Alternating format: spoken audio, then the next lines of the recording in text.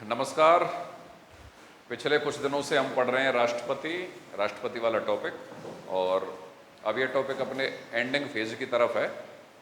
और हमने राष्ट्रपति की आपातकालीन शक्तियां पिछली क्लास में पढ़ ली थी। अब भारत के जितने भी राष्ट्रपति अब तक हुए हैं उनसे संबंधित वन लाइनर जितने भी सवाल बनते हैं, हर राष्ट्रपति की अपनी अलग अलग विशेषता, अपने अलग अलग सवाल, उस पर हम बात कर रहे थे। और मुझे लगता है शुरुआत में शायद 2-3 राष्ट्रपतियों पे हम लिख चुके थे, कुछ समझ भी चुके थे। हाँ ठीक है, तो आज इस टॉपिक को हम पूरा कर लेंगे। कुछ वन लाइनर फैक्ट चल रहे हैं, और आप देख रहे हैं YouTube channel polity with D पारा सर। किसी भी परीक्षा की अगर आप तैयारी कर रहे हैं, सिविल सर्विसेज से लेकर assistant professor, net, JRF, school lecturer, TGT, PGT, SSC, railway, कुछ भी, तो संविधान के टॉपिक बहुत ही आपके काम के होने वाले हैं। तो आप इस वीडियो को पूरा देखें, और मुझे पूरा विश्वास है कि आप इसको पूरा देखेंगे, दूसरा ऑप्शन नहीं है। ठीक है, तो चलिए, तो अब हम यहाँ से आगे चलते हैं जितना हमने पढ़ चुके थे। तो लास्ट में मैं कल कहाँ तक पढ़ा चुका था, जाकिर हुसैन लिखा दिए थे। चलिए मैं 1 मिनट का एक रिवीजन मार लेता हूँ। मतलब रिवीजन क्या, मैं तुमसे सवाल पूछ लेता हूँ। आप बताइए कि भारत के पहले निर्वाचित राष्ट्रपति कौन थे? राजेंद्र प्रसाद। निर्वाचन कब हुआ पहली बार? 1952। दूसरी बार निर्वाचन कब हुआ? 57। एक ही व्यक्ति को 3 बार प्रधानमंत्री की शपथ दिलाने वाले एकमात्र राष्ट्रपति राजेंद्र प्रसाद। एक ही व्यक्ति मतलब नेहरू जी को 3 बार प्रधानमंत्री की शपथ दिलाई। मतलब ऐसा राष्ट्रपति जिसने एक ही व्यक्ति को 3 बार प्रधानमंत्री की शपथ दिलाई है। वो सवाल किस पे गया है? राजेंद्र प्रसाद पे। अच्छा, किसी राजनीतिक दल के अध्यक्ष रहने वाले राष्ट्रपति कौन है भाई? राजेंद्र प्रसाद। 2 बार निर्वाचित और 1 बार अंतरिम। ठीक है साहब। दूसरे राष्ट्रपति कौन थे? सर्वपल्ली राधाकृष्णन। दार्शनिक राष्ट्रपति किनको कहा जाता है? क्यों कहा जाता है दार्शनिक राष्ट्रपति? सोचते ज्यादा थे, दर्शन शास्त्र या फिलोसफी के बहुत अच्छे ज्ञाता थे या बहुत अच्छे विद्वान थे। भारत चीन युद्ध हुआ था तो उस समय राष्ट्रपति कौन थे? राधाकृष्णन थे। बिल्कुल ठीक बात है। बनारस हिंदू यूनिवर्सिटी के कुलपति कौन रहे हैं? 4 प्रधानमंत्रियों को इन्होंने शपथ दिलाई। कौन कौन से 4 प्रधानमंत्रियों को दिलाई? भाई नेहरू की मृत्यु के बाद भारत का प्रधानमंत्री कौन बना? गुलजारीलाल नंदा बना। कौन बना? गुलजारीलाल नंदा। आरएस प्री 2003 में यह सवाल पूछा गया था कि नेहरू की मृत्यु के बाद भारत का प्रधानमंत्री कौन बना। ये अपने शास्त्री जी भी ऑप्शन में थे। गुलजारीलाल नंदा कार्यवाहक प्रधानमंत्री बने थे, तो इनको भी शपथ इन्होंने दिलाई थी। उसके बाद लाल बहादुर शास्त्री बने, उनको भी शपथ दिलाई थी। फिर लाल बहादुर शास्त्री की भी असामयिक निधन हो गया। उसके बाद फिर गुलजारीलाल नंदा बने थे, उनको भी शपथ दिलाई थी। और गुलजारीलाल नंदा के बाद फिर वापस इंदिरा गांधी बनी थी, उनको भी इन्होंने शपथ दिलाई थी। ठीक है, तो ये सवाल बने आपके इन पर, सर्वपल्ली राधाकृष्णन पर। तीसरे राष्ट्रपति कौन बने? डॉक्टर जाकिर हुसैन। जाकिर हुसैन का कालक्रम कब से कब तक माना जाता है? 67 से 69। पद पर रहते हुए मरने वाले पहले राष्ट्रपति कौन? जाकिर हुसैन। ठीक है, फिर जाकिर हुसैन जी पे कई सवाल आएंगे कि एकमात्र ऐसे राष्ट्रपति जिन्होंने किसी भी प्रधानमंत्री को नियुक्त नहीं किया या किसी भी प्रधानमंत्री को शपथ नहीं दिलाई। ये पॉइंट लिख लिया था क्या? लिख लिया था। तो वह कौन से राष्ट्रपति थे जिन्होंने किसी भी प्रधानमंत्री को शपथ नहीं दिलाई? जाकिर हुसैन। पद पर रहते हुए मरने वाले पहले राष्ट्रपति कौन थे? जाकिर हुसैन। प्रथम अल्पसंख्यक राष्ट्रपति कौन थे? जाकिर हुसैन। ठीक है, फखरुद्दीन अली अहमद और जाकिर हुसैन दोनों ऐसे राष्ट्रपति हैं जो पद पर रहते हुए मरे हैं। ठीक है। अच्छा, हिंदी में अभिभाषण देने वाले, राष्ट्रपति का जो अभिभाषण होता है ना, उसको हिंदी में देने वाले पहले राष्ट्रपति कौन है? जाकिर हुसैन। ये फैक्ट है जो आपको याद रखने हैं। अच्छा, ऐसे कौन से राष्ट्रपति हैं जिनके निर्वाचन के समय सबसे ज्यादा प्रतिद्वंदी उम्मीदवार चुनाव में खड़े थे? या सबसे अधिक उम्मीदवार कौन से राष्ट्रपति के निर्वाचन के समय थे?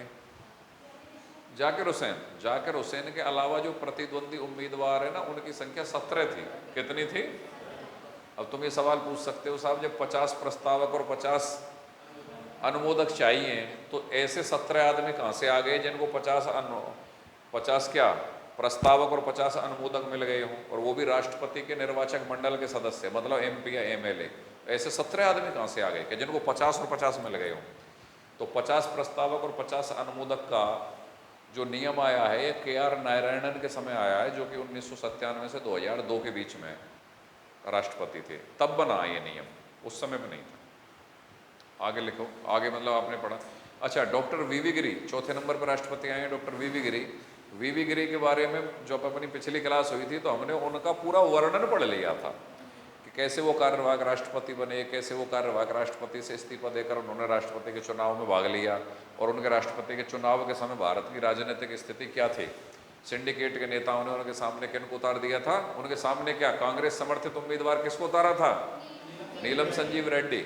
इंदिरा गांधी प्रधानमंत्री को बिना पूछे ही उतार दिया। फिर इंदिरा गांधी ने किसको समर्थन देकर उतारा, वीवी गिरी को, कार्यवाहक राष्ट्रपति थे। तो वीवी गिरी जब कार्यवाहक राष्ट्रपति से इस्तीफा देकर राष्ट्रपति के चुनाव मैदान में लड़ेंगे, तो चूंकि वो पहले उपराष्ट्रपति थे, जाकिर हुसैन ऐसा में मर गए, उनकी जगह वो कार्यवाहक राष्ट्रपति बने। लेकिन जब राष्ट्रपति के चुनाव के लिए उनको ऊपर से आना पड़ा तो उपराष्ट्रपति का पद भी खाली था, राष्ट्रपति का पद भी खाली था। तो राष्ट्रपति और उपराष्ट्रपति दोनों का ही पद जब रिक्त हो जाए तो ऐसी स्थिति में राष्ट्रपति के पद का निर्वहन कौन करेगा, सुप्रीम कोर्ट का मुख्य न्यायाधीश।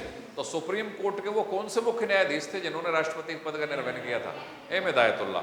फिर आत्मा की आवाज का नारा लगा, द्वितीय चक्र की मतगणना हुई, ये सारी स्टोरी हम पिछली क्लास में समझ चुके थे, खाली हमने लिखी नहीं है, यही तो है ना। तो अब नोट्स बनाना शुरू कर दो, लिखिए। चौथे नंबर के राष्ट्रपति वीवी गिरी, हेडिंग डालें, वीवी गिरी हेडिंग डालिए। वी यूवी वाली, हाँ, वीवी गिरी, ओडिशा। कहाँ के रहने वाले थे, ओडिशा के। ओडिशा को ओडिशा नाम हो गया है भाई। और इनका कालक्रम है 1969 से 1974 तक, 1969 से 1974 तक। अब इसमें पॉइंट बनाना शुरू करो। देखो, एक सवाल तो वीवी गिरी पे ये बनता है,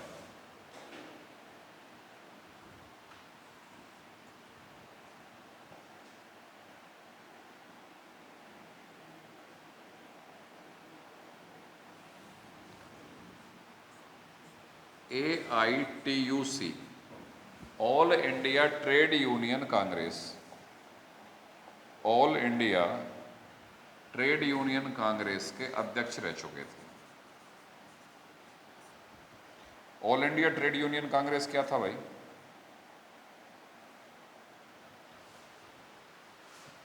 एक श्रमिक संगठन, कामगारों का संगठन जो 1920 में स्थापित हुआ NM जोशी के द्वारा और लाला लाजपत राय के द्वारा।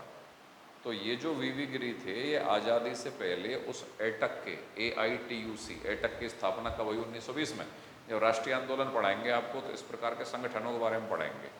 तो इसके अध्यक्ष रह चुके थे। तो एग्जामिनर बाई चांस ये सवाल पूछ ले कि वो कौन से राष्ट्रपति थे जो आज़ादी से पहले एटक के अध्यक्ष रह चुके थे, क्या उत्तर आएगा, वीवी गिरी। ठीक है, नेक्स्ट पॉइंट। 1969 के चुनाव में, 1969 के चुनाव में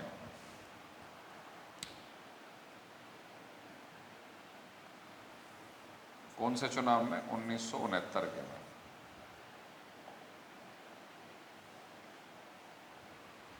चुनाव में कांग्रेस समर्थित उम्मीदवार, कांग्रेस समर्थित उम्मीदवार नीलम संजीव रेड्डी, नीलम संजीव रेड्डी को इन्होंने हराया था। नीलम संजीव रेड्डी को इन्होंने हराया था। तो कांग्रेस समर्थित कौन सा उम्मीदवार था भाई, नीलम संजीव रेड्डी। नीलम संजीव रेड्डी को इन्होंने हराया। इसके लिए इन्होंने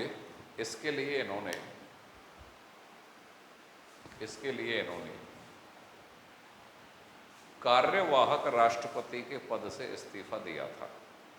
इसके लिए इन्होंने कार्यवाहक राष्ट्रपति के पद से इस्तीफा देकर निर्दलीय चुनाव लड़ा था। कार्यवाहक राष्ट्रपति के पद से इस्तीफा देकर निर्दलीय चुनाव लड़ा था। लिख लिया। अब यहाँ पे एक लाइन और लिख दीजिए, प्रथम कार्यवाहक राष्ट्रपति बने, प्रथम कार्यवाहक राष्ट्रपति बने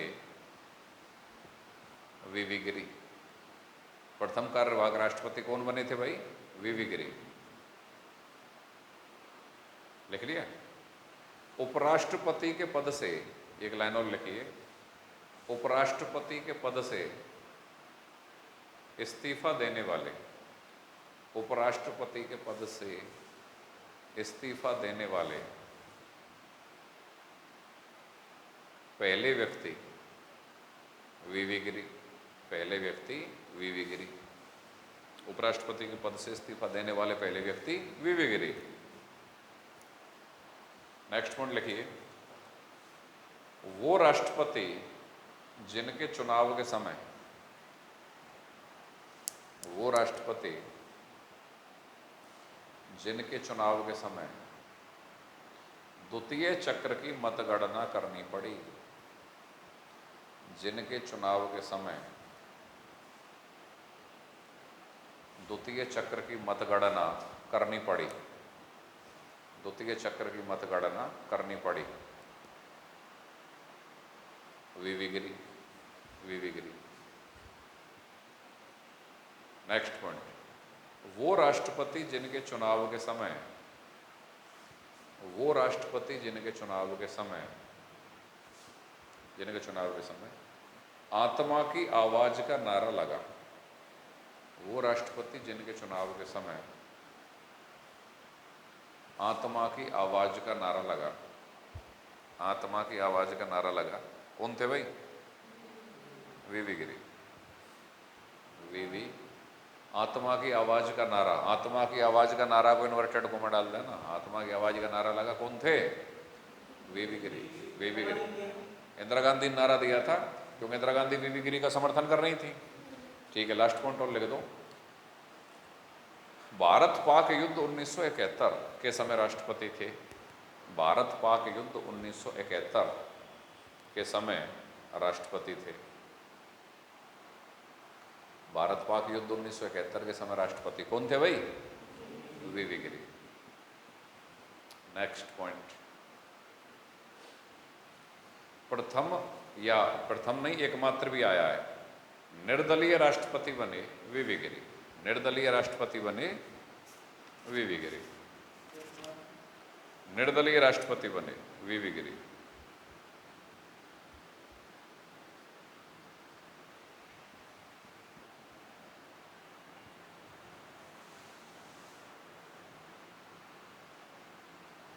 लिख लिया? चलिए,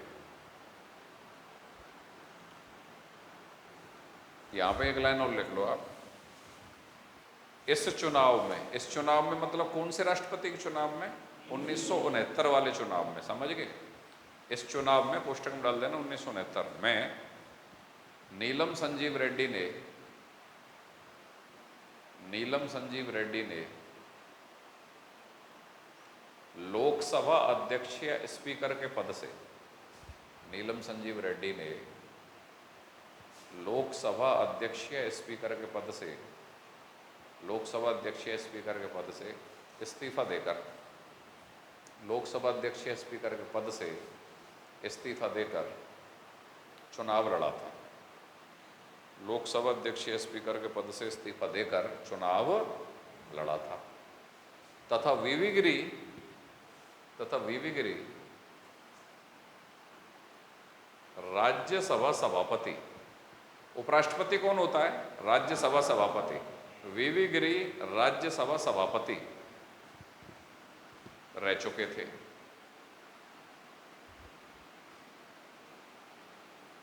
राज्यसभा सभापति रह चुके थे। अतः इस चुनाव में, अतः इस चुनाव में लोकसभा अध्यक्ष या स्पीकर, अतः इस चुनाव में लोकसभा अध्यक्ष या स्पीकर, लोकसभा अध्यक्ष या स्पीकर तथा राज्यसभा के पूर्व सभापति, लोकसभा अध्यक्ष या स्पीकर तथा राज्यसभा के पूर्व सभापति के बीच मुकाबला हुआ था, मुकाबला हुआ था, मुकाबला हुआ था। क्लियर। हर राष्ट्रपति पे जितने जितने प्रकार के सवाल बन सकते हैं वो सारे आपको लिखाए जा रहे हैं। 5वें राष्ट्रपति लिखिए फखरुद्दीन अली अहमद। फखरुद्दीन अली अहमद दिल्ली के रहने वाले थे, 1974 से 77 तक राष्ट्रपति रहे। फखरुद्दीन अली अहमद कहाँ के रहने वाले हैं भाई?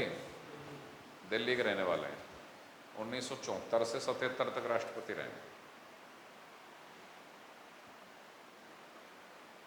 लिख लिया? अब फखरुद्दीन अली अहमद पे एक ही सवाल बनेगा, लिखो डैश डाल के। जब 1975 में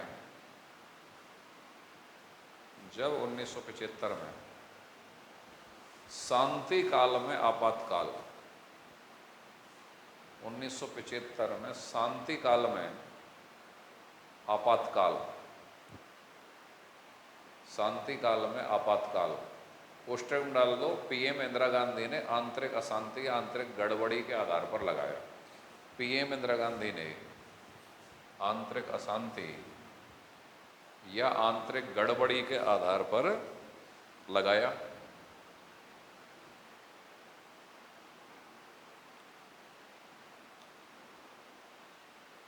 तो कोष्टक से बाहर क्या लिखा है आपने? जब 1975 में शांति काल में आपातकाल, कोष्टक के अंदर क्या लिखा है? पीएम इंदिरा गांधी ने आंतरिक गड़बड़ी या आंतरिक अशांति के आधार पर लगाया। तो ये सवाल भी बनता है कि भारत में आंतरिक गड़बड़ी या आंतरिक अशांति के आधार पर राष्ट्रीय आपातकाल कब लगा? कब लगा? 1975। ठीक है। बाद में आंतरिक अशांति या आंतरिक गड़बड़ी शब्द को हटा दिया गया क्या? कौन से संविधान संशोधन से? 44वां संविधान संशोधन 1978 के द्वारा हटा दिया गया। तो वो 44वां संविधान संशोधन कौन से प्रधानमंत्री के समय हुआ? मोरारजी देसाई के समय। कब हुआ था? 1978। तो आंतरिक अशांति या आंतरिक गड़बड़ी के स्थान पर फिर कौन सा शब्द जोड़ दिया गया? सशस्त्र विद्रोह। कौन सा शब्द जोड़ दिया गया? सशस्त्र विद्रोह। समझ गए? चलिए ठीक है। तो आपको लाइन इस तरीके से पूरा करनी है कि शांति काल में 1975 में जब पीएम इंदिरा गांधी के समय क्या हुआ?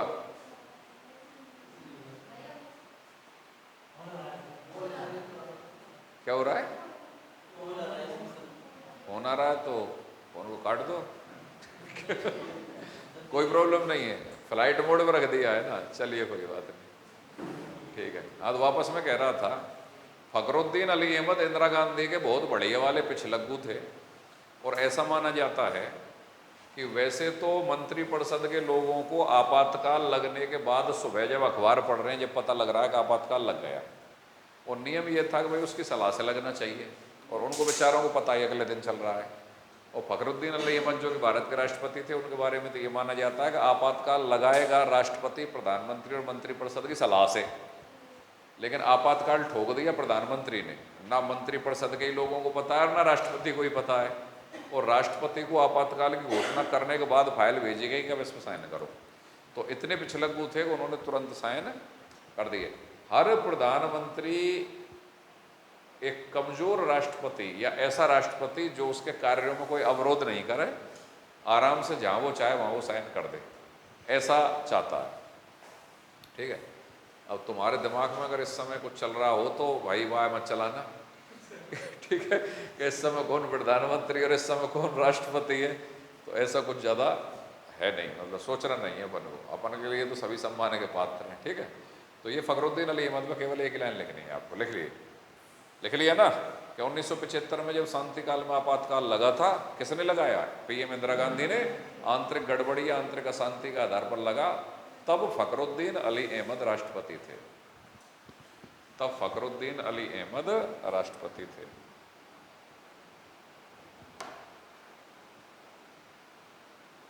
लिख लिया?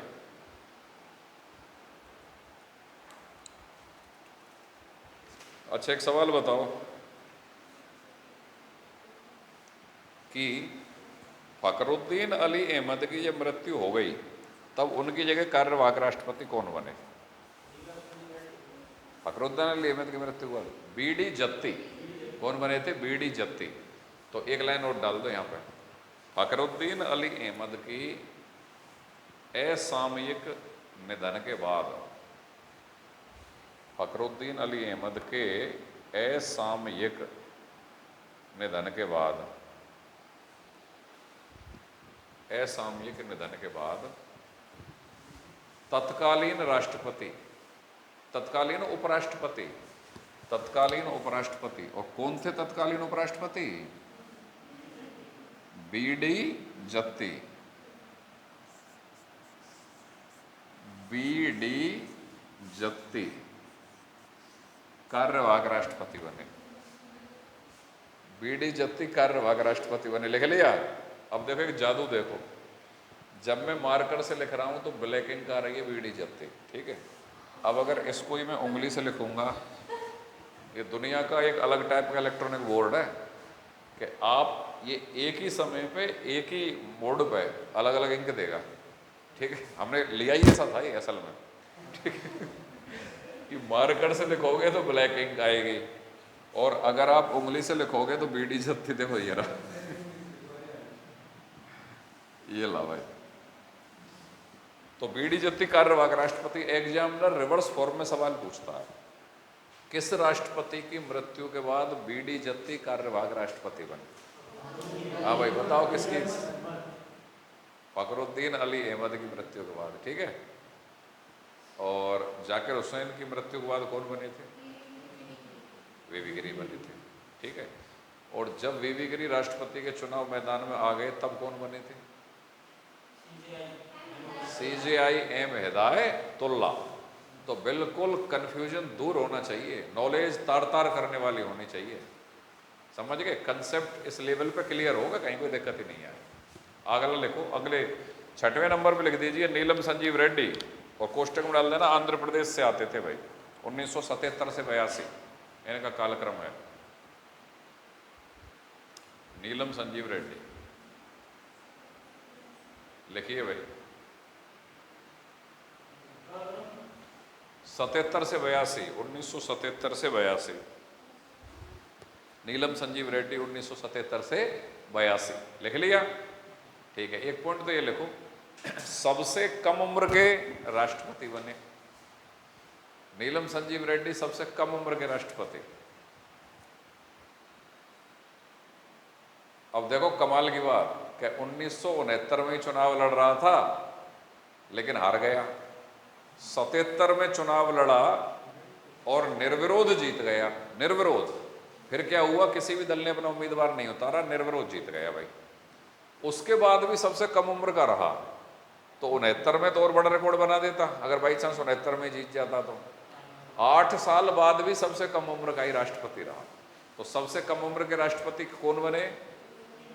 नीलम संजीव रेड्डी। दूसरा पॉइंट डाल दो, क्या? लड़की ना है, लड़का है। नीलम संजीव ना है, संजीव पे गौर ही नहीं किया, नीलम पे ही किया खाली। नीलम संजीव रेड्डी क्या? 77 नहीं, उसको छोड़ो आप, एग्जैक्ट का ऐसा कुछ नहीं। पर सबसे कम उम्र के राष्ट्रपति कौन बने? सिंपल फैक्ट याद करना, नीलम संजीव रेड्डी, ठीक है भाई। आगे लिखो इसमें, निर्विरोध राष्ट्रपति बने। तो ये निर्विरोध शब्द को अंडरलाइन कर देना, ये सवाल बार बार आते हैं कि निर्विरोध राष्ट्रपति कौन बने और निर्दलीय राष्ट्रपति कौन बने। तो ये एक जैसे लगते हैं देखने में, जब भी कभी ये सवाल आ जाए बहुत तसल्ली से आंसर देना है, ठीक है। निर्विरोध राष्ट्रपति कौन बने? नीलम संजीव रेड्डी। सबसे कम उम्र के राष्ट्रपति कौन बने? नीलम संजीव रेड्डी। और एक सवाल और लिख लो इसके ऊपर, आंध्र प्रदेश के मुख्यमंत्री रहे तथा 2 बार लोकसभा अध्यक्ष या स्पीकर रहे।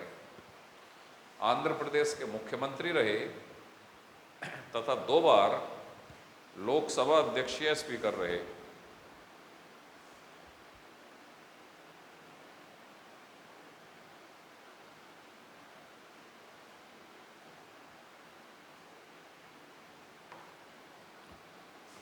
चलो भाई, अगला लिखिए, 7वें नंबर पर राष्ट्रपति रहे ज्ञानी जैल सिंह।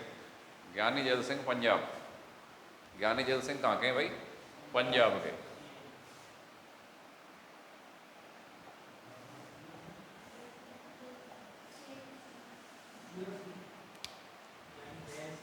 ज्ञानी जैल, और अब जादू देखो, सिंह, ठीक है।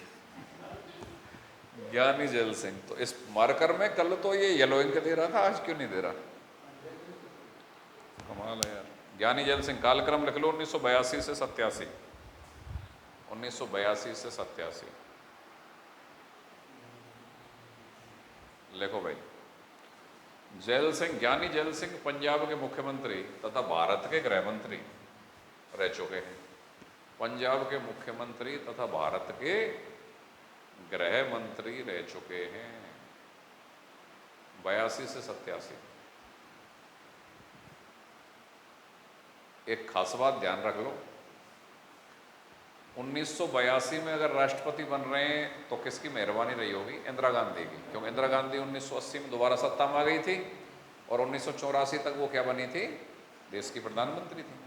तो इंदिरा गांधी के बहुत अच्छे विश्वास पात्र थे, जो उससे पहले गृह मंत्री भी रह चुके थे, और फिर अगर आप राष्ट्रपति बना रहे हो तो विश्वास पात्र बढ़िया रहा होगा। लेकिन इन्हीं के ही संबंध इंदिरा गांधी के पुत्र राजीव गांधी से बिगड़ गए थे बहुत ज़्यादा मात्रा में। तो एक लाइन और माना जाता है कि वे कौन से राष्ट्रपति थे जो प्रधानमंत्री राजीव गांधी से जिनके मतभेद रहे थे। जैल सिंह ही है कि यूँ तो नेहरू और सरदार पटेल, नेहरू और राजेंद्र प्रसाद में भी मतभेद रहे हैं, लेकिन ये मतभेद बड़े स्तर पर निकल के आए थे, जो बिल्कुल उजागर हो गए थे। तो एक लाइन लिख लो, प्रधानमंत्री राजीव गांधी के साथ इनके काफ़ी मतभेद रहे, राजीव गांधी के साथ इनके काफ़ी मतभेद रहे। और पहले गृह मंत्री जो राष्ट्रपति बने, पहले गृह मंत्री जो राष्ट्रपति बने, ये भी एक सवाल बनता है कि पहले गृह मंत्री जो राष्ट्रपति बने कौन थे भाई? और लोकसभा अध्यक्ष जो राष्ट्रपति बने कौन थे? नीलम संजीव रेड्डी। अगला पॉइंट 8वें नंबर पर डालो, आर वेंकट रमन, तमिलनाडु। हाँ, एक लाइन और लिख दो ज्ञानी जैल सिंह पर। हालांकि इस चीज को मैं बाद में लिखा था, लेकिन यहीं पे लिख दो। ज्ञानी जैल सिंह पॉकेट वीटो या जेबी वीटो, पॉकेट वीटो या जेबी वीटो का प्रयोग करने वाले राष्ट्रपति थे। पॉकेट वीटो या जेबी वीटो का प्रयोग करने वाले राष्ट्रपति थे, और इसका प्रयोग उन्होंने कब किया है? 1986 में डाकघर संशोधन विधेयक के संबंध में।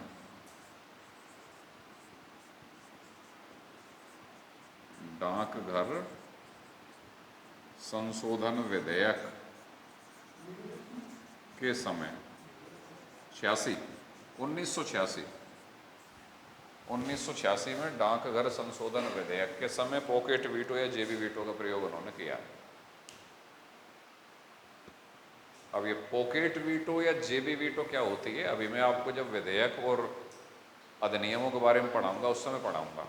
मतलब भारत के राष्ट्रपति के पास ऐसी कोई निश्चित समय सीमा नहीं है जिसके अंतर्गत उसको किसी विधेयक के संबंध में निर्णय लेना अनिवार्य हो। समझ गए?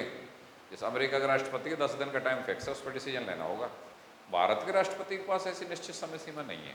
तो अगर भारत का राष्ट्रपति किसी साधारण विधेयक को अनिश्चित काल तक अपने पास पड़ा रहने दे, ना उसको स्वीकार करे, ना उसको अस्वीकार करे, ना उसको पुनर्विचार के लिए भेजे, अनिश्चित काल तक अपने पास पड़ा रहने दे, तो उसको जेबी वीटो या पॉकेट वीटो कहा जाता है। ये माना जाता है कि राष्ट्रपति ने उस विधेयक को अपनी जेब में या अपनी पॉकेट में रख लिया है। तो जेब को अंग्रेजी में क्या कहते हैं? पॉकेट। तो विधेयक को राष्ट्रपति ने अपनी जेब में या पॉकेट में रख लिया है, ऐसा कब माना जाता है? जब अनिश्चित काल तक वह विधेयक के संबंध में कोई निर्णय नहीं लेता है, तब राष्ट्रपति अपनी कौन सी वीटो का प्रयोग करता है? पॉकेट वीटो या जेबी वीटो। इसका प्रयोग किसने किया था? ज्ञानी जैल सिंह ने किया था। कौन से विधेयक के संबंध में किया था? ठीक है। अब अगला लिखो, अगले राष्ट्रपति 8वें नंबर पर लिखो, आर वेंकट रमन, तमिलनाडु के 1987 से 92। ये 7वें नंबर के थे, ये 8वें नंबर के लिखिए, आर वेंकट रमन 1987 से 92, आर वेंकटरमण 1987 से 92। लिखो इसमें डैश डाल के पॉइंट बनाओ कि इनके समय 4 प्रधानमंत्री रहे। हाँ, 1987 से 92 रहे हैं ये। इनके समय 4 प्रधानमंत्री रहे। राजीव गांधी, वीपी सिंह,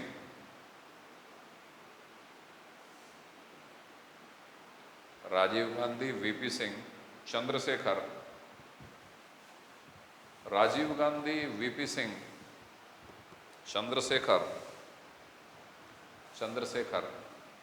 और पीवी नरसिम्हा राव।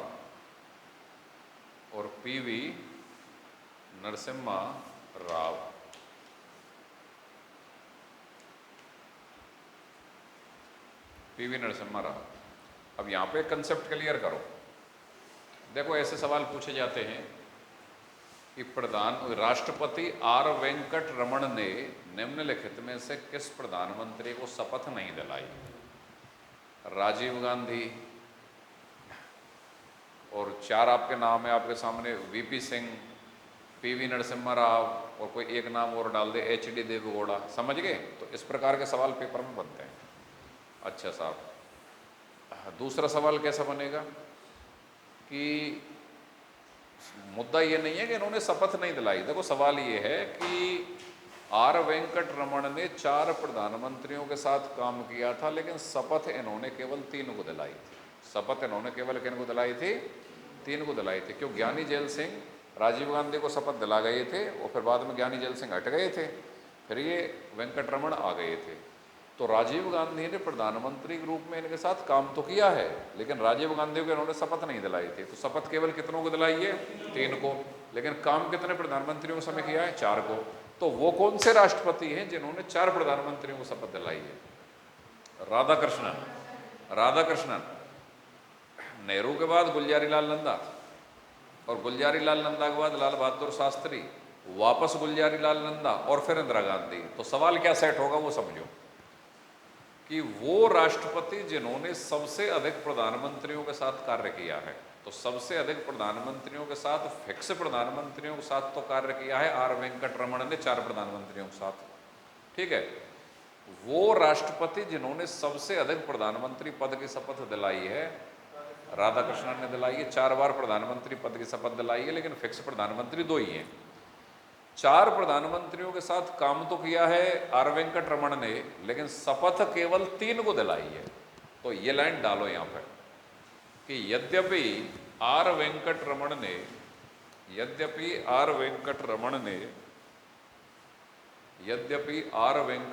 ने 4 प्रधानमंत्रियों के साथ काम किया, आर वेंकट रमन ने 4 प्रधानमंत्रियों के साथ काम किया, लेकिन शपथ केवल 3 को दिलाई थी।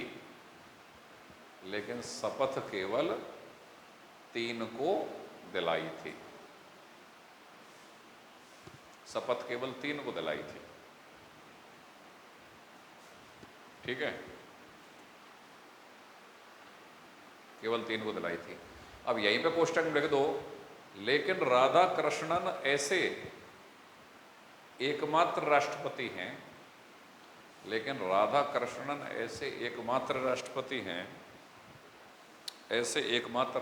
हैं, जिन्होंने सबसे अधिक 4 बार प्रधानमंत्री पद की शपथ दिलाई। सबसे अधिक 4 बार प्रधानमंत्री पद की शपथ दिलाई। सबसे अधिक 4 बार प्रधानमंत्री पद की शपथ दिलाई। लिख लिया? अब सवाल सुन लो। एक ही व्यक्ति को सबसे अधिक बार प्रधानमंत्री पद की शपथ किस राष्ट्रपति ने दिलाई? राजेंद्र प्रसाद ने दिलाई। किसको दिलाई? नेहरू को दिलाई। कितनी बार दिलाई? 3 बार दिलाई। 4 बार प्रधानमंत्री पद की शपथ किसने दिलाई? राधाकृष्णन ने दिलाई। चारों का क्रम पकड़ लेना, ठीक है। 4 प्रधानमंत्रियों के साथ काम करने वाले राष्ट्रपति कौन से थे? आर वेंकट रमन। उन चारों प्रधानमंत्रियों के नाम याद कर लेना, क्योंकि ये पूछा जाएगा कि आर वेंकट रमन ने निम्नलिखित में से किस प्रधानमंत्री के साथ राष्ट्रपति का कार्य नहीं किया। समझ गए? अब यहीं याद मत करो, घर पर तसल्ली से याद करना। मैंने तो जितने प्रकार के सवाल एग्जामिनर बना सकता है, जितना डिस्कशन कर सकता है, वो आपके सामने मैं रख रहा हूँ। आगे लिखो, अगला लिखो 9वें नंबर पे डॉक्टर शंकर दयाल शर्मा, मध्य प्रदेश। डॉक्टर शंकर दयाल शर्मा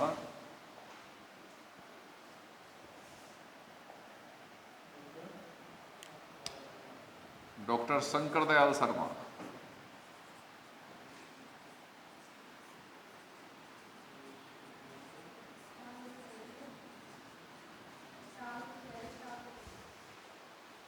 शंकर दयाल शर्मा कहाँ के रहने वाले थे भाई? मध्य प्रदेश। 9वें नंबर पे लिख दो इनको। शंकर दयाल शर्मा मध्य प्रदेश के हैं भाई। 1992 से 97 इनका कालक्रम क्या है? 1992 से 97। अब शंकर दयाल शर्मा के फैक्ट पकड़ो आप, बहुत इंटरेस्टिंग फैक्ट हैं इनके। लिखिए, मध्य प्रदेश के मुख्यमंत्री रहे, मध्य प्रदेश के मुख्यमंत्री रहे, ठीक है। इसके अलावा राज्यपाल रहे, राज्यपाल रहे, भारत सरकार के मंत्री, भारत सरकार के मंत्री, भारत सरकार के मंत्री, कांग्रेस के अध्यक्ष व उपराष्ट्रपति, कांग्रेस के अध्यक्ष व उपराष्ट्रपति, कांग्रेस के अध्यक्ष भी रहे और उपराष्ट्रपति भी रहे। हाँ भाई, और बाद में राष्ट्रपति तो ही गए थे। सारे पद संभाल लिए कि नहीं संभाले? खाली एक प्रधानमंत्री पद ही बच गए इनमें से। कि मध्य प्रदेश के तो मुख्यमंत्री हो गए, और 3 राज्यों के राज्यपाल रहे हैं तो राज्यपाल भी हो गए, मुख्यमंत्री भी हो गए, राज्यपाल भी हो गए, केंद्र सरकार में मंत्री भी हो गए, उपराष्ट्रपति भी हो गए और राष्ट्रपति भी हो गए। केवल एक प्रधानमंत्री का पद बच गया। मतलब इतने ज़्यादा पद धारण करने वाला व्यक्ति कोई दूसरा नहीं आया जो राष्ट्रपति बना। ठीक है, तो एग्जामिनर सवाल पूछेगा वो कौन से राष्ट्रपति थे जो राष्ट्रपति बनने से पहले मध्य प्रदेश के मुख्यमंत्री भी रहे हैं? क्या उत्तर आएगा भाई? ठीक है, अगला सवाल लिखिए इनमें कि इन्होंने 4 प्रधानमंत्रियों के समय कार्य किया। इन्होंने 4 प्रधानमंत्रियों के साथ कार्य किया, लेकिन 3 को शपथ दिलाई।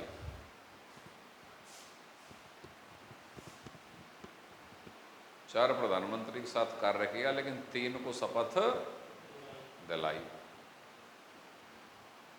और चारों प्रधानमंत्रियों को क्रम से लिख लो।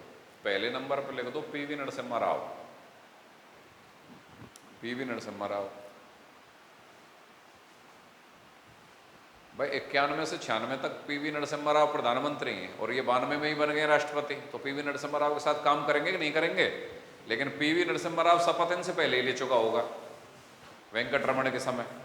तो पीवी नरसिम्हा राव। दूसरे नंबर पर लिखो अटल बिहारी, अटल बिहारी वाजपेयी, अटल बिहारी वाजपेयी। तीसरे नंबर पर लिखो H D. Deve Gowda, H D. Deve Gowda, H D. Deve Gowda. और चौथे नंबर पर लिखो इंद्र कुमार गुजराल। एच.डी. देवगौड़ा प्रधानमंत्री हुए हैं और चौथे नंबर के प्रधानमंत्री इंद्र कुमार गुजराल, इंद्र कुमार गुजराल। इनको शपथ दिलाई, मतलब इनके साथ इन्होंने काम किया है। और शपथ कितनों को दिलाई है? कौन से 3? अटल बिहारी से स्टार्ट कर लेना, अटल बिहारी, एच.डी. देवगौड़ा और इंद्र कुमार गुजराल। ठीक है, अब एक पॉइंट और लिख लो इन पे। प्रथम वरीयता में, प्रथम वरीयता में सबसे कम अंतराल से जीतने वाले, प्रथम वरीयता में सबसे कम अंतराल से जीतने वाले राष्ट्रपति, प्रथम वरीयता में सबसे कम अंतराल से जीतने वाले राष्ट्रपति। मतलब जीत तो प्रथम वरीयता में ही गए थे, लेकिन सबसे कम अंतराल से जीते थे।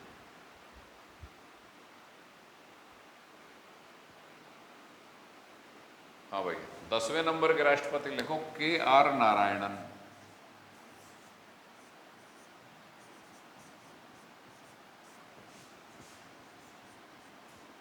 नारायणन 1997 से 2002। KR नारायणन 1997 से 2002। और कोष्टक में डाल दो केरल। कहाँ के रहने वाले हैं भाई? केरल, केरल के रहने वाले हैं। पहला सवाल लिखिए, पहले दलित राष्ट्रपति बने। पहले दलित राष्ट्रपति बने। और दूसरे दलित राष्ट्रपति कौन से बने? रामनाथ कोविंद। अब तो द्रौपदी मुर्मू है, अब दलित नहीं है, अब जनजाति है। जनजाति पहली है और महिला भी पहली है। महिला दूसरी है, प्रतिभा पाटिल पहली महिला और ये दूसरी है। मतलब जनजाति महिला पहली है और जनजाति भी पहली है। नेक्स्ट, हाँ भाई, प्रथम दलित राष्ट्रपति बने। और कोष्टक में लिख दो द्वितीय दलित राष्ट्रपति रामनाथ कोविंद। द्वितीय दलित राष्ट्रपति रामनाथ कोविंद।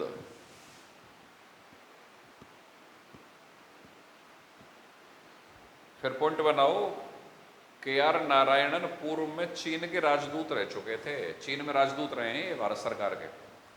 KR नारायणन पूर्व में चीन में राजदूत रहे थे।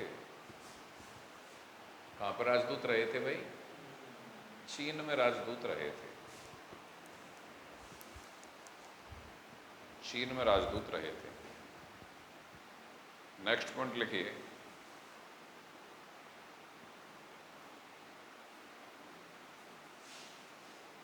सर्वाधिक मतों के अंतराल से जीतने वाले।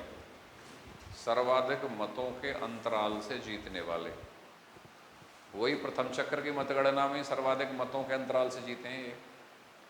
सर्वाधिक मतों के अंतराल से जीतने वाले। तो सर्वाधिक मतों के अंतराल से कौन से राष्ट्रपति जीते?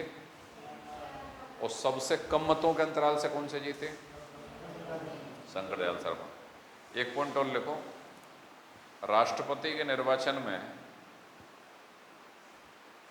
राष्ट्रपति के निर्वाचन में 50 प्रस्तावक तथा 50 अनुमोदक, 50 प्रस्तावक तथा 50 अनुमोदक की शर्त तथा 15,000 रुपये की जमानत राशि की शर्त तथा 15,000 रुपये की जमानत राशि, 15,000 रुपये की जमानत राशि का प्रावधान, 15,000 रुपये की जमानत राशि का प्रावधान KR नारायणन के समय ही, का प्रावधान KR नारायणन के समय ही या इनके निर्वाचन के समय ही जुड़ा, या इसी निर्वाचन में जुड़ा KR नारायणन वाले में, कि 50 अनुमोदक, 50 प्रस्तावक चाहिए और 15,000 की जमानत राशि होगी। एक लाइन और लिख दो,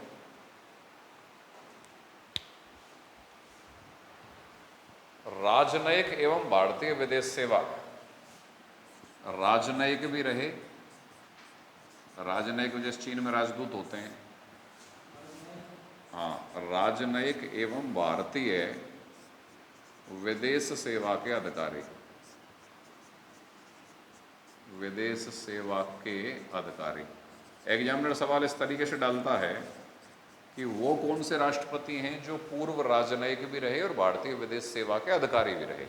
इस प्रकार इसको, लाइन को टैग करके सवाल डालेगा तो उत्तर क्या आएगा? KR नारायणन। ठीक है। अब आप 11वें राष्ट्रपति लिखिए, doctor APJ Abdul Kalam. Doctor APJ Abdul Kalam. APJ Abdul Kalam 2002 से 2007 और तमिलनाडु।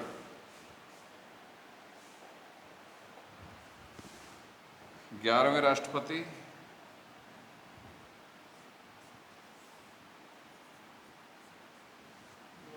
डॉक्टर APJ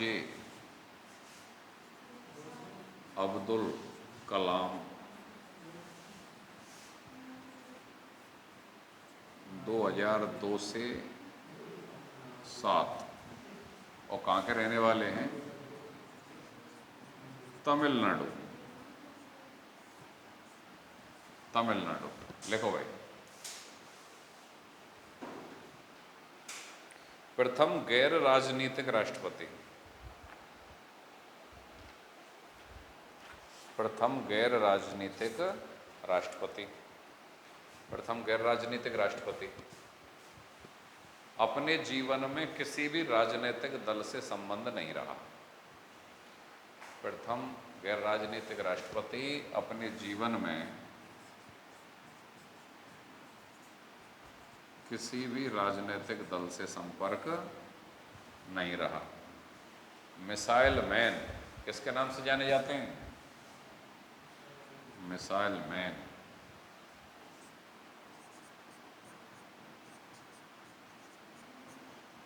हौसलों की उड़ान,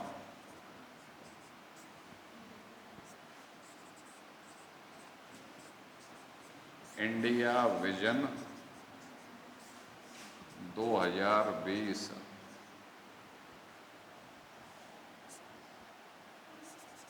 ignited mind, ignited,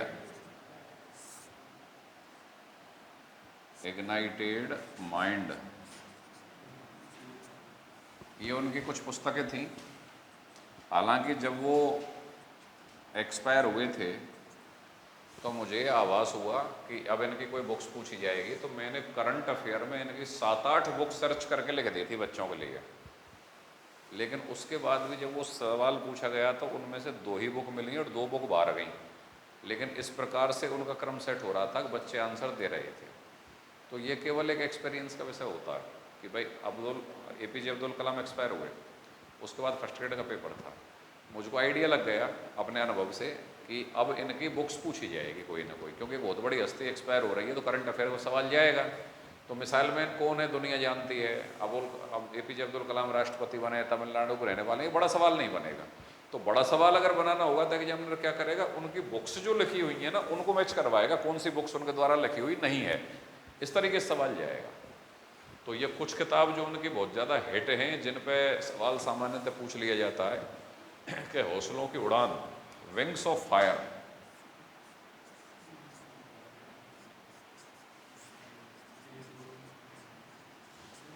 wings of fire, ये लिख लेना कोष्टक में। इंडिया विजन 2020, इग्नाइटेड माइंड किसने लिखी है भाई? APJ अब्दुल कलाम। ठीक है। अब 12वें नंबर पे लिखो प्रतिभा देवी सिंह पाटिल। ये लिखी नहीं है अभी, लिख लो।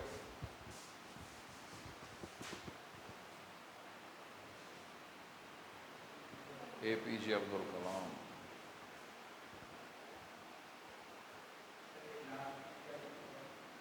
क्या ये कौन सा? इग्नाइटेड माइंड, इग्नाइटेड माइंड, हौसलों की उड़ान, पुस्तक में लिख देना विंग्स ऑफ फायर, हौसलों की उड़ान, wings of fire, India vision 2020, ignited mind.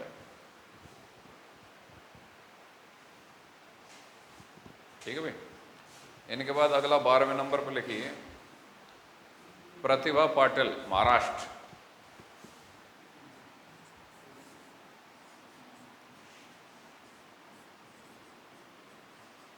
Pratibha Patil ये कहाँ की है भाई? महाराष्ट्र।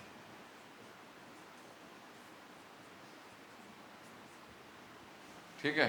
तो लिखो इन पे 2007 से 12, इनका कालक्रम कब तक रहा है? 2007 से 12। एक लाइन लिख दो, राजस्थान की राज्यपाल रही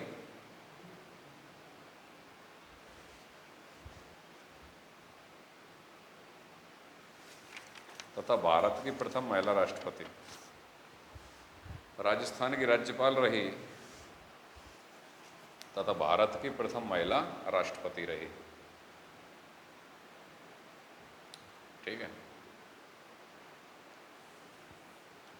13वें नंबर के राष्ट्रपति लिख दीजिए प्रणब मुखर्जी। 13वें नंबर पर प्रणब मुखर्जी, पश्चिमी बंगाल।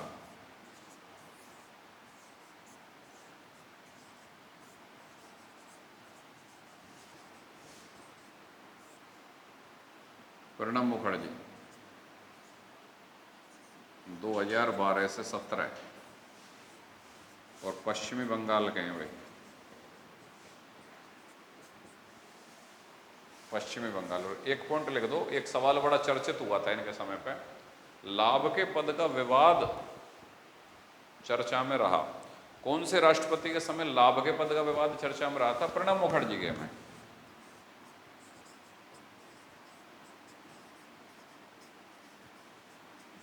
लाभ के पद का विवाद चर्चा में रहा, लाभ के पद का विवाद चर्चा में रहा। 14वें राष्ट्रपति लिख दीजिए रामनाथ कोविंद।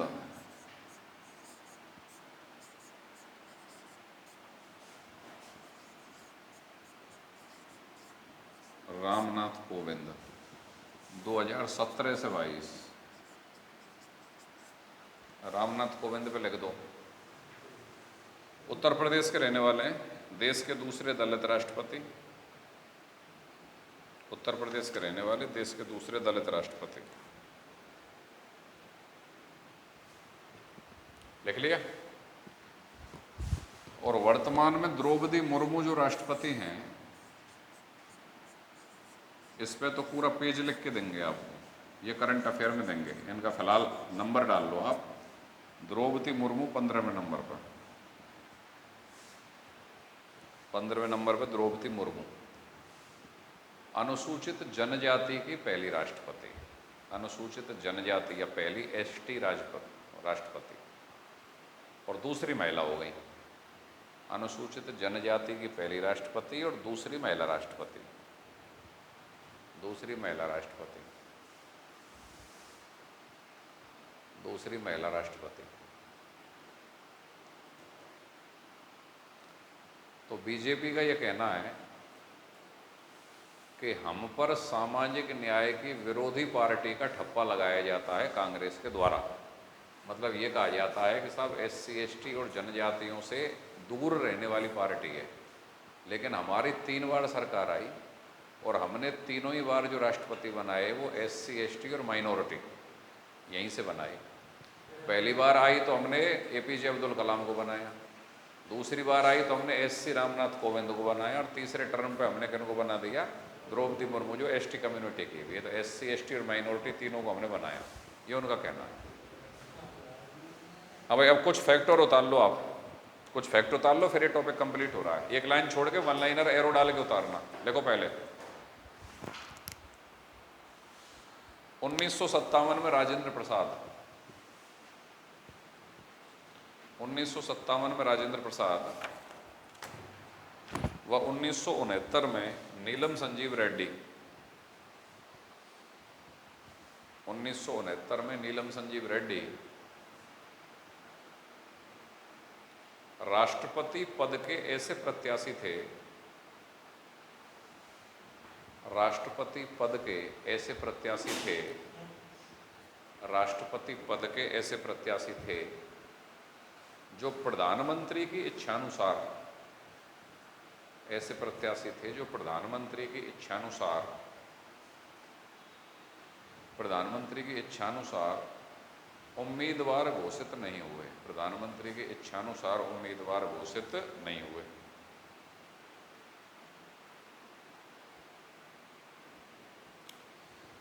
प्रधानमंत्री की इच्छानुसार उम्मीदवार घोषित नहीं हुए, इसका मतलब क्या है वो समझ लो।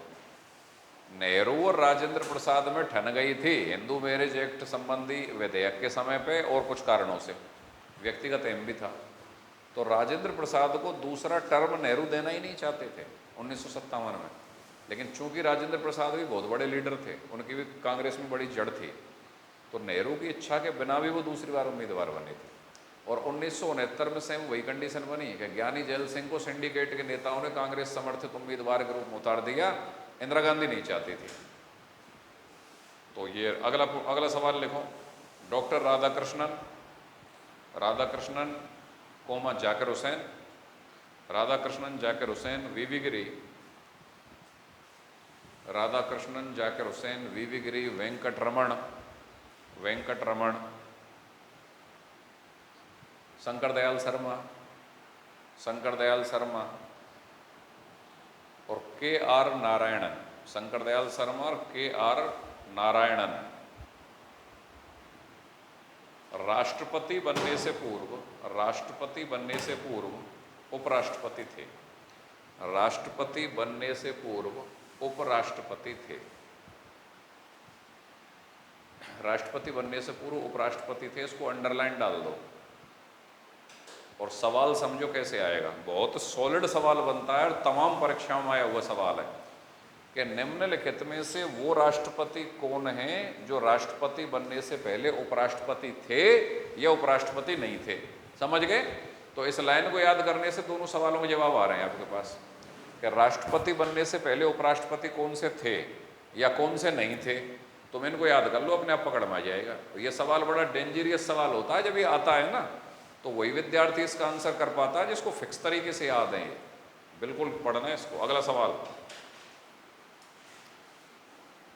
ये तो मैंने आपको लिखा दिया कि जाकिर हुसैन की मृत्यु के बाद कार्यवाहक राष्ट्रपति बीबी गिरी बने थे और फखरुद्दीन अली अहमद के बाद बीडी जत्ती बने थे। दोनों लिख चुके हैं अपन, ठीक है। आगे देखिए, और ये भी अपन ने लिख दिया कि बीबी गिरी के इस्तीफे के बाद 1969 में सर्वोच्च न्यायालय के मुख्य न्यायाधीश एम हिदायतुल्ला कार्यवाहक राष्ट्रपति बने। लिख दिया कि नहीं लिखा? लिखो लिखो, तो एक लाइन डाल दो, एक लाइन डाल दो। बीबी गिरी के इस्तीफे के बाद, बीबी गिरी के इस्तीफे के बाद 1969 में, बीबी गिरी के इस्तीफे के बाद 1969 में सुप्रीम कोर्ट के मुख्य न्यायाधीश एम हिदायतुल्ला, सुप्रीम कोर्ट के मुख्य न्यायाधीश एम हिदायतुल्ला कार्यवाहक राष्ट्रपति बने। कार्यवाहक राष्ट्रपति बने।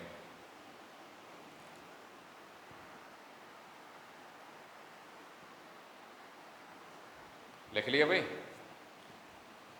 अगला सवाल पकड़ो। नीलम संजीव रेड्डी कोमा ज्ञानी जैल सिंह, नीलम संजीव रेड्डी, ज्ञानी जैल सिंह तथा शंकर दयाल शर्मा, ज्ञानी जैल सिंह तथा शंकर दयाल शर्मा, शंकर दयाल शर्मा राष्ट्रपति बनने से पूर्व, शंकर दयाल शर्मा राष्ट्रपति बनने से पूर्व मुख्यमंत्री भी रह चुके थे। राष्ट्रपति बनने से पूर्व मुख्यमंत्री भी रह चुके थे। बहुत बड़ा सवाल। ज्ञानी जैल सिंह कहाँ के मुख्यमंत्री? आंध्र प्रदेश। शंकर दयाल शर्मा कहाँ के मुख्यमंत्री? मध्य प्रदेश। और नीलम संजीव रेड्डी, नहीं, ज्ञानी जैल सिंह तो पंजाब के थे और नीलम संजीव रेड्डी आंध्र प्रदेश के थे और शंकर दयाल शर्मा कहाँ के थे? मध्य प्रदेश के थे। तो ये वे राष्ट्रपति कौन थे जो राष्ट्रपति बनने से पहले मुख्यमंत्री भी रह चुके हैं। एक दो लाइन और बचेंगी, लिख लो फिर फ्री। लिखो आगे। अच्छा, ये तो तुमको बता दिया गया होगा कि नीलम संजीव रेड्डी 2 बार लोकसभा अध्यक्ष बने और दोनों बार वो लोकसभा अध्यक्ष या स्पीकर के पद से इस्तीफा देकर चुनाव लड़े, 1969 में भी और 1977 में भी। नेक्स्ट पॉइंट लिखिए। हाँ भाई, चौधरी हरिराम ने सर्वाधिक 5 बार राष्ट्रपति का चुनाव लड़ा। चौधरी हरिराम, चौधरी हरिराम नाम का व्यक्ति है, सबसे ज्यादा 5 बार राष्ट्रपति पद का चुनाव लड़ा, हर बार हार जाता था। चौधरी हरिराम ने सर्वाधिक, पुस्तक में लिखिए, 5 बार राष्ट्रपति पद का चुनाव लड़ा। नेक्स्ट पॉइंट, सर्वाधिक राष्ट्रपति तमिलनाडु से बने। सर्वाधिक राष्ट्रपति तमिलनाडु से बने। 3 राष्ट्रपति बने हैं भाई। सर्वाधिक राष्ट्रपति कहाँ से बने? तमिलनाडु से। तीनों का नाम लिख दो, राधाकृष्णन, वेंकटरमण और अब्दुल कलाम। राधाकृष्णन, वेंकटरमण और अब्दुल कलाम। वेंकटरमण और अब्दुल कलाम। लिख लिया? इस तरीके से राष्ट्रपति वाला टॉपिक तुम्हारा पिछले लगभग 10-12 क्लासों में जाके कंप्लीट हुआ, लेकिन फिर भी मैं एक क्लास और लूँगा अभी। अब इसका माइक्रो एनालिसिस किया जाएगा कि इस टॉपिक में कुछ चीज़ छूट तो नहीं गई हमसे। पूरा एनालिसिस करने के बाद हो सकता है 7-8 लाइन, 10 लाइन, 15 लाइन जितनी भी निकल के आए, तो एक क्लास अपन उन फैक्ट्स पे और कर लेंगे, ठीक है। इसके बाद फिर ये मोर देन सफिशिएंट ये टॉपिक सारी राष्ट्रपति की आपातकालीन शक्ति खूब डिटेल में पढ़ी है, राष्ट्रपति के कार्य शक्ति जो भी कुछ है सारे उससे संबंधित अनुच्छेद, नियुक्तियाँ सब कुछ डिटेल में पढ़ा है, ठीक है। चलिए ये क्लास एंड करते हैं, अब सब्जेक्ट पॉलिटिकल साइंस की अरस्तु वाली क्लास स्टार्ट करते हैं। बंद कर दो इसको।